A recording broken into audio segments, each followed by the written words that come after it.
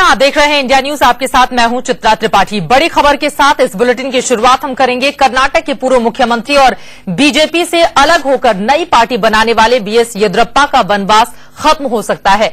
सूत्रों से खबर यह है कि येदियुरप्पा को लेकर पार्टी के केंद्रीय फोरम और राज्य फोरम पर बातचीत हुई है। चुनाव प्रचार कमेटी का चेयरमैन नरेंद्र मोदी तक इस बात को पहुंचा भी दिया गया है, लेकिन पार्टी अभी इस मुद्दे पर कोई जल्दबाजी नहीं करना चाहती है। आज सुबह 10 बजे बैंगलोर में राज्य के प्रभारी थावरचंद गहलोत की मौजूदगी में राज्य फोरम की बैठक हुई है, जिसमें इस निर्णय पर पहुंचने की कोशिश की गई कि क्या वनवास खत्म करके येदियुरप्पा को बुला लिया जाए या फिर नहीं। हालांकि इस पूरे मामले में वो कोई जल्दबाजी नहीं दिखाना चाहती है। और इस बारे में ज्यादा जानकारी के साथ हमारे साथ जुड़ चुके हैं हमारे एडिटर इन चीफ दीपक चौरसिया जी। दीपक जी, सबसे महत्वपूर्ण बात यही है कि जल्दबाजी बीजेपी नहीं दिखाना चाहती है। बावजूद इसके केंद्र से लेकर राज्य स्तर तक माथापच्ची लगातार जारी है। येदियुरप्पा की वापसी को लेकर वजह क्या है कि बीजेपी इतनी उत्साहित दिख रही है? बिल्कुल माथापच्ची जारी है, क्योंकि कर्नाटक के अंदर 10% का वोट शेयर लगभग मैं कहूंगा, क्योंकि एब्सोल्यूट वोट शेयर मुझे पता नहीं है, वो बीजेपी का येदियुरप्पा खा गए हैं। पहले से येदियुरप्पा बर्बाद हो गए हैं, लेकिन साथ ही साथ वो बीजेपी को भी बर्बाद कर चुके हैं कर्नाटक के अंदर। इसीलिए वहां पर कांग्रेस की सरकार बनी है। अगर बीएस येदियुरप्पा, जो कि मोदी के करीबी है, मोदी को प्रधानमंत्री पद के लिए प्रोजेक्ट करने की कई बार बात कर चुके हैं, मोदी से बेहद अंतर्गत संबंध है, अगर वो दोनों एक साथ आते हैं तो उन्हें लगता है कि कर्नाटक में नए सियासी समीकरण बन सकते हैं। लेकिन आज क्या हुआ? आज जो कोर कमेटी की मीटिंग हुई, भारतीय जनता पार्टी के कोर कमेटी की मीटिंग, जिसमें सेंट्रल ऑब्जर्वर के तौर पर मध्य प्रदेश के कद्दावर नेता थावरचंद गहलोत मौजूद थे। उनके सामने 3 चीजों पर चर्चा हुई। एक तो संगठन, उनका कैसा फेरबदल हो, संगठन का चुनाव कैसा हो, कार्य योजना कैसी हो। लेकिन इन दोनों चर्चा के मुद्दों के बीच, इन दोनों मुद्दों के बीच जो सबसे बड़ा और प्रमुखता से मुद्दा आया, वो ये था कि हमें किसी भी हालत में येदियुरप्पा को बीजेपी में वापस ले लेना चाहिए, क्योंकि 2014 के चुनाव में हमें बेहद परेशानी का सामना करना पड़ेगा। ये राय एक नहीं, एक से ज्यादा लोगों ने व्यक्त की, और इस पर जो मंच पर बैठे थे लोग, उनका ये कहना था कि हम येदियुरप्पा की वापसी के खिलाफ नहीं है। लेकिन चूंकि येदियुरप्पा खुद पार्टी छोड़ के गए थे, उन्होंने खुद अपनी पार्टी बनाई थी, इसीलिए प्रस्ताव पहले उनकी तरफ से आना चाहिए कि वो बीजेपी के अंदर मर्जर को तैयार है। लेकिन चित्रा, इसमें एक बड़ा सवाल ये भी उठता है कि अभी तक क्या क्या बयान दिए हैं येदियुरप्पा ने भारतीय जनता पार्टी को लेकर। कहीं ना कहीं उनके नेताओं के मन में ये भी बयान खटक रहे हैं कि क्या बयान थे वो। बिल्कुल, कई बातें ऐसी हैं जो अभी भी बीजेपी के नेताओं के लिए असहज स्थिति उत्पन्न करने वाली हैं, और यही वजह है। हमने देखा था बीजेपी को 40 और केजेपी को सिर्फ 6 सीटें मिली थी। लेकिन दीपक जी, बड़ा सवाल ये उठ रहा है, येदियुरप्पा क्या वास्तव में इसके लिए पहल करेंगे? देखिए, येदियुरप्पा को पता है कि उनकी लुटिया डूब चुकी है, लेकिन अति उत्साह में बयान दे गए। बयान उन्होंने कैसे दिए मैं बताता हूं।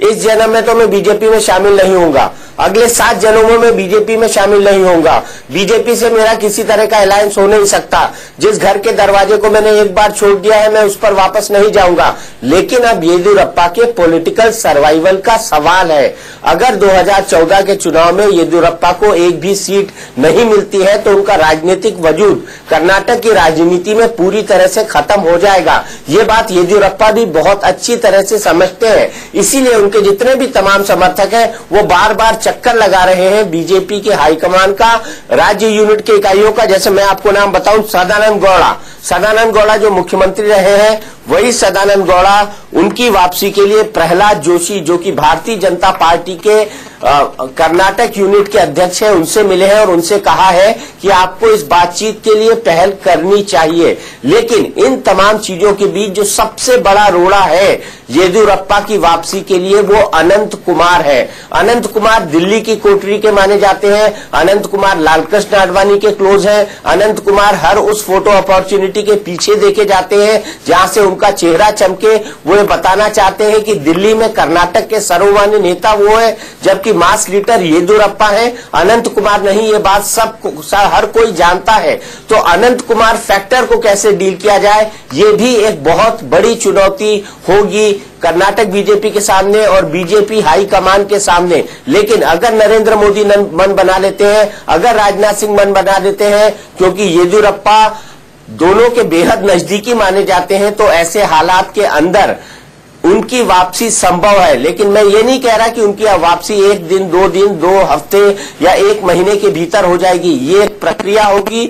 बीजेपी उनसे कहेगी कि आप प्रस्ताव लेकर आओ, आप किन प्रस्तावों की तरफ मर्जर चाहते हैं, और उसके बाद कोई ना कोई बीच का रास्ता निकलेगा। यही निकालने की कोशिश की जा रही है। इसीलिए आज जो कोर कमेटी की मीटिंग हुई उसमें एक बहुत बड़ा मुद्दा इस बात पर चर्चा हुई कि येदियुरप्पा को आखिरकार कैसे लिया जाए, क्योंकि विधायक भी ये जानते हैं, सांसद भी ये जानते हैं कि जिस समुदाय से आते हैं येदियुरप्पा, उसका बहुत दबदबा है और वोट बैंक की पॉलिटिक्स के अंदर येदियुरप्पा बीजेपी का बहुत बड़ा भला कर सकते हैं। बिल्कुल। और कर्नाटक इलेक्शन के दौरान हमने देखा था, ये भी मुद्दा उठा था कि बीजेपी छोड़कर जो भी नेता अलग होता है उसका हश्र क्या होता है। तो क्या ये माना जाए कि दरअसल बीजेपी को जो येदियुरप्पा की जरूरत है ही उससे कहीं ज्यादा अब अपना अस्तित्व बनाए रखने के लिए येदियुरप्पा को भी बीजेपी की जरूरत है?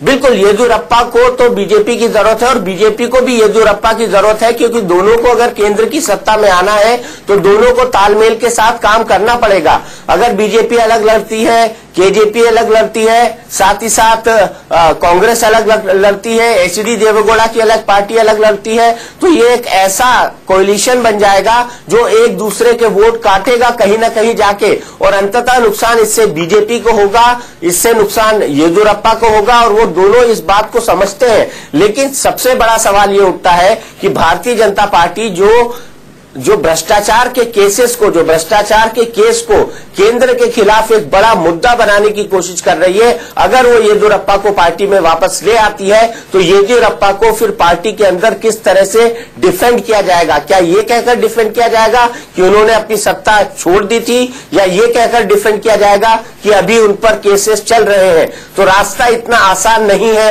लेकिन येदियुरप्पा और बीजेपी ऐसा लगता है फिलहाल एक दूसरे की मजबूरी बने हुए हैं, और आने वाले समय पर इस पर कोई आर या पार का फैसला होगा। दीपक, एक छोटा सा जवाब और भी, क्या ये माना जाए कि दरअसल नरेंद्र मोदी के काफी करीबी येदियुरप्पा, और उन्होंने तो बाकायदा पीएम पद के लिए उनका समर्थन भी किया था, नरेंद्र मोदी भी चाहेंगे कि जल्द से जल्द उनकी वापसी हो? बिल्कुल, नरेंद्र मोदी चाहेंगे, क्योंकि नरेंद्र मोदी को पता है कि मध्य भारत में वो जितनी भी कोशिश कर लें, हिंदी काउ बेल्ट में वो जितनी भी कोशिश कर लें, अगर दक्षिण का एकाध किला उनका मजबूत नहीं हुआ, जैसे कितनी सारी सीटें थी येदियुरप्पा के जमाने में भारतीय जनता पार्टी की, कर्नाटक से 20 से ऊपर सीटें थी, एग्जैक्ट नंबर मुझे इस वक्त याद नहीं है, शायद 28 सीटें थी, हो सकता है इसमें 1 या 2 की गड़बड़ी हो जाए, लेकिन अगर इतनी सीटें लेकर आना है तो उनको एक ग्रैंड कोएलिशन करना पड़ेगा। एकला चलो रे का नारा आज तो राहुल गांधी छोड़ गए हैं, बीजेपी को भी एकला चलो का नारा छोड़ना होगा, और बीजेपी को यह जताना होगा कि नरेंद्र मोदी अगर आ गए हैं और उनके कहने पर येदियुरप्पा वापस आते हैं तो ये भी अपने आप में एक बड़ा फैक्टर है।